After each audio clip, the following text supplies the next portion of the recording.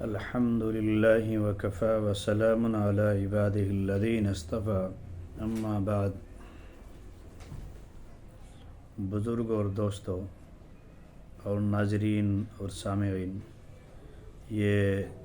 دوسری قسط اور دوسرا پارٹ ہے، اور اس میں جواب ہے ان سوالوں کا جو پچھلے پارٹ میں آپ کے سامنے رکھے گئے تھے۔ اور پچھلا پارٹ یہ تھا جس کی ہیڈنگ یہ تھی کہ اتنے ڈینجر یعنی فتنوں کے زمانے میں اپنا ایمان اور اپنے بچوں کا ایمان کیسے سلامت رکھیں۔ چنانچہ اس کے بارے میں بہت ساری خبروں کے حوالے سے اور بہت سارے حقائق آپ کے سامنے رکھے گئے تھے کہ یہ دور حقیقت میں فتنوں کا دور ہے۔ اس دور میں اپنے ایمان کو بچانا اور بچا کر کے لے کے جانا اور اپنے بچوں کی ایسی تربیت کر کے چلے جانا جس سے وہ دین پر قائم رہ جائیں، ناظرین یہ بہت بڑی بات ہے۔ چنانچہ آپ کے سامنے بہت سارے حقائق سے پردہ اٹھایا گیا تھا کہ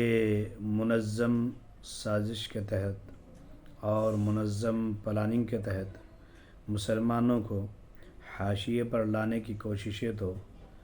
آزادی کی پہلی تاریخ سے ہی چل رہی تھی، لیکن اب جا کر کے وہ تقریباً منزل مقصود تک پہنچنے کے ان لوگوں کے انداز میں بہت قریب تر ہے، اور اس کی بہت ساری مثالیں آپ کو دی گئی تھی۔ میں ان کو یہاں پر دہرانا نہیں چاہتا، صرف ایک سوال تھا، اور وہ 5 سوال آپ کے سامنے رکھے گئے تھے، ان میں سے 2 کے جواب آپ کے سامنے دیے گئے تھے۔ چنانچہ ان میں سے ایک سوال یہ بھی تھا کہ ایسے فتنوں کے دور میں جہاں مسلمانوں کو ٹھکانے لگانے، حاشیے پر لگانے کا مکمل پلاننگ ہو کر کے اس پر عمل پیرا بھی ہو چکا ہے، عمل شروع ہو چکا ہے، تو اب ہماری ذمہ داری یہ ہے کہ ہم کیسے اپنے ایمان کو بچائیں اور اپنے بچوں کے ایمان کو کیسے سلامت رکھیں، محفوظ رکھیں۔ ناظرین، اس کی ایک جھلک پہلے بھی آپ کو دکھائی گئی تھی، اور ایک جھلک آج بھی میں آپ کو ہلکا سا تعارف پیش کر کے پھر اس کا حل میں آپ کے سامنے عرض کروں گا۔ ایک دین ایمان کو بچانا مشکل کیوں ہے؟ اب یوں سمجھ رہے ہوں گے یہ تو بہت آسان کام ہے، ہم مسلمان ہیں، ہم بھی نماز پڑھ رہے ہیں، ہم اپنے بچوں کو دین سکھائیں گے، اور جیسے ہم نماز پڑھ رہے ہیں ہمیں دیکھا دیکھی بچے بھی نماز پڑھنے لگیں گے اور اسی طرح دین پر رہ جائیں گے۔ نہیں ناظرین، اگر یہ آپ کی سوچ ہے تو اس کو 1 منٹ کے لیے دماغ سے نکال دیجیے گا، اور میں اس کا ریزن، اس کی وجہ آپ کو بتانے والا ہوں۔ وجہ اس کی یہ ہے، جہاں ایک طرف یہ مکمل پلاننگیں ہے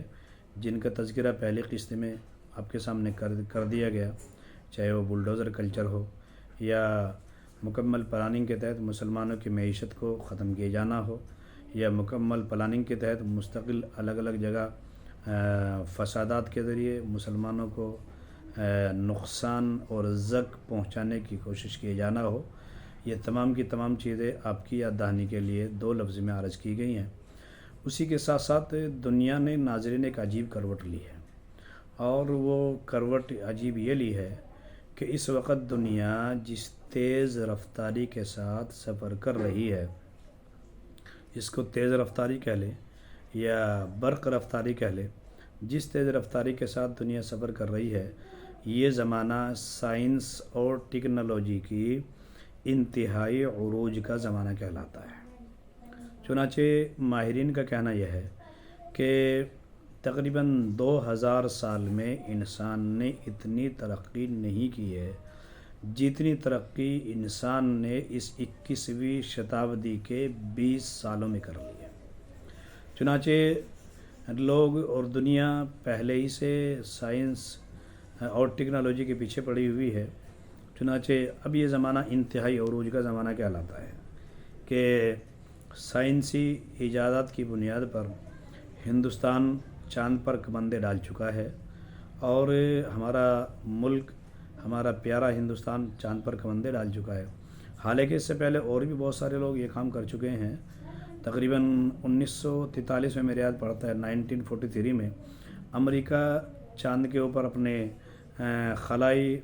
جہاز بھیج چکا تھا، اور وہاں پہ 1943 میں امریکہ پہلے جھنڈے گاڑ چکا تھا۔ اب سے اگر کہہ لیں تو تقریباً یہ 78 یا 69 سال پہلے لگا لیں، 1943 کی بات کر رہا ہوں میں۔ 1943 میں امریکہ پہلے جھنڈے گاڑ چکا تھا، لیکن بہرحال ہمارا ملک بھی، ہمیں خوشی ہے کہ دیر آید درست آید، کہ ہمارا ملک بھی سائنس اور ٹیکنالوجی کی بنیاد پر مستقل، ہمارے ملک کا جو خلائی ادارہ ہے اسرو سب جانتے ہیں، جس سے امریکی خلائی ادارہ ناسا ہے، ہمارے ملک کا خلائی ادارہ اسرو سب جانتے ہیں اسے، تو مستقل اسی کی رہنمائی میں اور اسی کی کوشش اور محنتوں سے ہمارے ملک نے بھی چاند پر جھنڈے گاڑ لیے ہیں۔ ابھی چندریان 3 لانچ ہوا تھا، آپ سبھی جانتے ہیں، اور اس نے وہاں کی روور نے وہاں کی فوٹوز وغیرہ بھیجی، جو بھی ان کا مقصد تھا، سائنٹسٹوں کا ان کی محنت تھی۔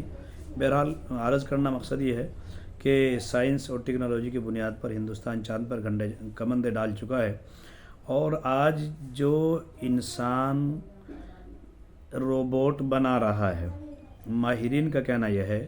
کہ یہ مستقبل میں جا کر، فیوچر میں جا کر، یہ انسانی دماغ سے بھی اسپیڈ کام کرنے والا ہے، انسانی دماغ سے بھی زیادہ کام کرنے والا ہے۔ آج کی صورتحال یہ ہے کہ انسان حصی دنیا سے ورچوئل دنیا اور فرضی دنیا میں گھسنے کی کوشش کر رہا ہے اور گھس چکا ہے، جس کی طبع کاری یہ ہوگی کہ انسان سب سے پہلے خدا کا انکار کرے گا۔ وجہ اس کی ہے کہ سائنس کے ان ایجادات کے سامنے ظاہری اعتبار سے انسان کو خدا کی کوئی ضرورت محسوس نہیں ہوگی۔ وہ اپنی عقل سے یہ فیصلہ کرے گا کہ اس دنیا کو چلانے کے لیے ہمیں کیا کیا ایجادات کی ضرورت ہے، اور اب اگر ہم نے ایسے خطرناک حالات میں، اب تباہ کن حالات میں اپنی نئی نسل کے ذہن میں ایمان کا بیج نہیں بویا اور ان کے اندر درست عقائد کا پودا نہیں لگایا، یعنی ان کے عقیدے نہیں کیے، اسلام کی عظمت، اسلام کی اہمیت، اللہ تبارک و تعالیٰ کی توحید، اللہ کے رسول صلی اللہ علیہ وسلم کی رسالت اور آخرت کے پیغام کا پانی ڈال کر اس پودے کو ہم نے مضبوط نہیں کیا، تو پھر ناظرین یاد رکھیں کہ اقبال تو اپنے الفاظ میں کہہ کے گیا ہی تھا بہت پہلے کہ ہم تو خوش تھے کہ لائے گی تعلیم نوکری بھی ساتھ، ہمیں کیا پتہ تھا کہ چلا آئے گا الحاد بھی ساتھ۔ اگر ہم نے اپنے نونہالوں کو، نوجوانوں کو کالج کے رخ پر چھوڑ کر کے صرف یہ بھروسہ کر لیا، ناظرین یہ ایک جذباتی تقریر نہیں ہے، یہ بات یاد رکھیں، بلکہ بہت سوچے سمجھے ایک الفاظ ہیں جو میں آپ کو ایک میسج اور پیغام پوری امت مسلمہ کو دینا چاہتا ہوں کہ اگر ہم نے اپنے ان نونہالوں کے دلوں کے اندر اسلام کا پودا نہیں لگایا اور اس کو خدا کی توحید، رسول کی رسالت، آخرت کا ڈر، خدا کی دھیان، اگر ہم نے ان کا پانی ڈال کر اس پودے کو مضبوط اور بڑا نہیں کیا، تو ناظرین وہ دن دور نہیں ہے کہ ہماری اولاد انجینئر بھی بنے گی، ہماری اولاد ڈاکٹر بھی بنے گی، ہماری اولاد پائلٹ بھی بنے گی، ہماری اولاد سب کچھ بنے گی۔ اگر خالی رہے گی تو وہ صرف اور صرف ایمان سے خالی رہے گی، وہ نہ صرف تہذیبی ارتداد کا شکار ہوگی بلکہ ناظرین وہ مرتد بھی بن جائے گی۔ اب یہاں پر بات سامنے آتی ہے کہ پھر ہم یہ تہذیب کے پودے، یہ ایمان کا پودا بچوں، اپنے نونہالوں کے اور بچوں کے دلوں کے اندر کیسے لگائیں؟ تو ناظرین اس کے بارے میں 2 باتیں عرض ہیں۔ نمبر 1 یہ کہ تعلیم کے ذرائع انسان کے پاس کیا کیا ہیں۔ ایک تو وہ علمی ذرائع ہیں جن کو بڑوں نے لکھا ہے، میں اس میں نہیں جانا چاہتا، ہمارے بزرگوں نے، کہ حواسہ خمسہ ظاہرہ، جن 5 چیزوں سے انسان علم حاصل کرتا ہے، وہ تو بہت موٹی چیزیں ہیں ہی۔ آنکھ ہے انسان کی، انسان کے کان ہے، اور انسان کے ہاتھ ہے، کچھ چیزوں کو انسان ہاتھوں سے چھو کر کے بتا سکتا ہے، محسوس کر سکتا ہے، اور انسان کا ناک ہے، سونگھ کر کے انسان بتا سکتا ہے۔ ایک تو حواس خمسہ ظاہرہ ہیں، یہ تو علمی انداز میں ہے جو بزرگوں نے کتابوں کے اندر لکھے ہیں۔ میں آپ کو سیدھے سیدھے انداز میں، چونکہ ہمارے چینل کا مقصد بھی بالکل سیدھے سادے انداز میں دینی تعلیم کو سمجھانا ہے، تو میں بالکل عام زبان میں، سادہ زبان میں آپ کے سامنے عرض کرتا ہوں کہ انسان کی تعلیم کے 5 ذرائع ہیں تعلیم و تربیت کے۔ ان میں سے پہلا ذریعہ انسان کے پاس ماں کی گود ہوتی ہے، اور پہلا مدرسہ بھی اس کو کہا جاتا ہے ماں کی گود کو۔ تو ماں کی گود اور باپ، یہ دونوں پہلا مدرسہ کہلاتے ہیں بچے کے لیے۔ جب بچہ آنکھیں کھولتا ہے، بولنا نہیں جانتا ہے، مکمل حرکت کرنا نہیں جانتا ہے، تو سب سے پہلے ناظرین وہ جس سے متاثر ہوتا ہے وہ اس کی سب سے پہلے نمبر پہ ماں ہوتی ہے،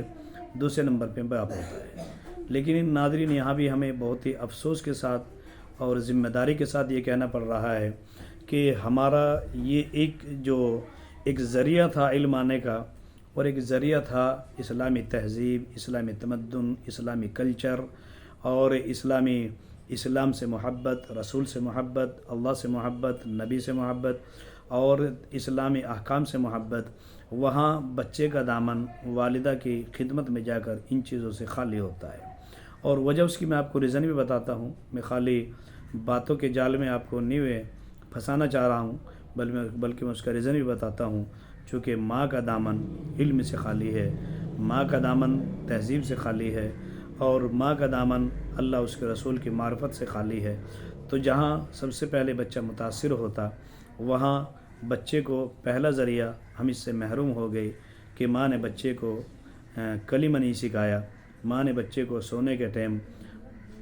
الٹی سیدھی کہانی سنانے کے بجائے صحابے کی کہانیاں نہیں سنائی، ماں نے بچے کو اللہ کے نبی کا نام نہیں سکھایا، ماں نے بچے کو اللہ کے نبی کی بیویوں کے نام نہیں بتائے، ماں نے بچے کو آخرت میں کیا ہونا ہے وہ نہیں بتایا۔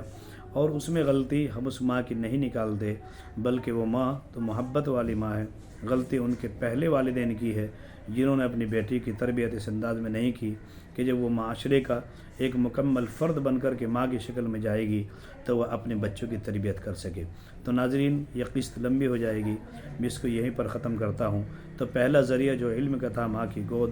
ہم اس سے محروم ہو چکے ہیں۔ آئندہ کے 4 درجے بچے ہوئے ہیں، انشاءاللہ وہ میں تیسری قسط میں آپ کے سامنے رکھوں گا۔